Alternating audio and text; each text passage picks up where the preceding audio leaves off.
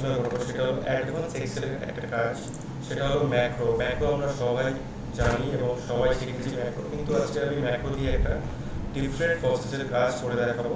আমরা বিভিন্ন জায়গায় শুনি ডেটা এন্ট্রির কাজ, তো ডেটা এন্ট্রির কাজ আমরা এক্সেলে করতে পারি, ওয়ার্ডে করতে পারি, মানে যেখানে যেখানে আমরা টাইপিংয়ের কাজ করতে পারি সেখানেই আমরা ডেটা এন্ট্রির কাজ সলভ করতে পারি।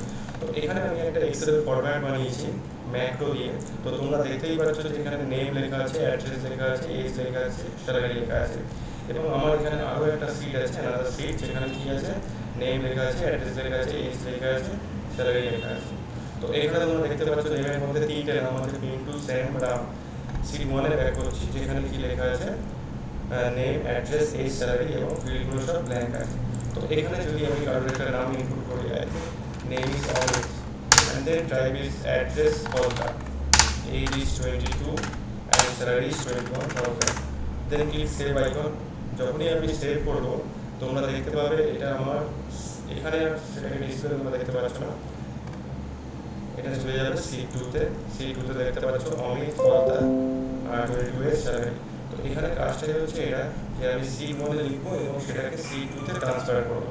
তো কিভাবে এটা আমরা করব, তার জন্য আমি নতুন একটা এক্সেল এখানে ওপেন করছি, Ctrl+N for new Excel window, and then type name,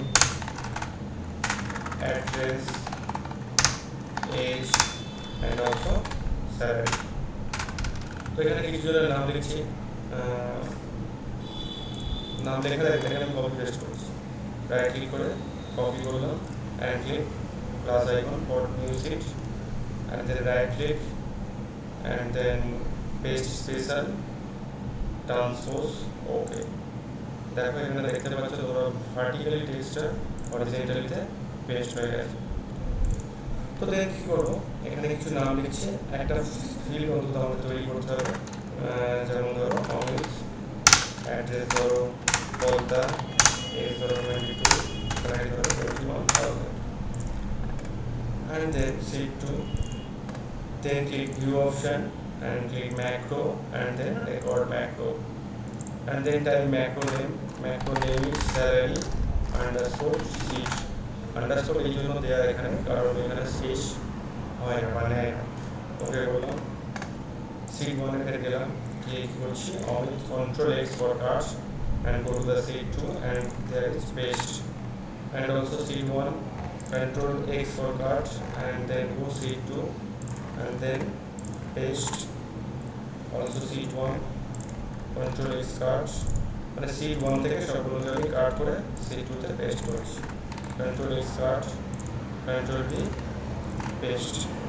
তো দেখো sheet 1 এর যে সমস্ত আইটেম ছিল সেগুলো সব sheet 2 তে আমি পেস্ট করে দিয়েছি। তারপরে কি করতে হবে, এখানে রাইট ক্লিক করতে হবে, করে কি করব, ইনসার্টে ক্লিক করলাম, ঠিক আছে।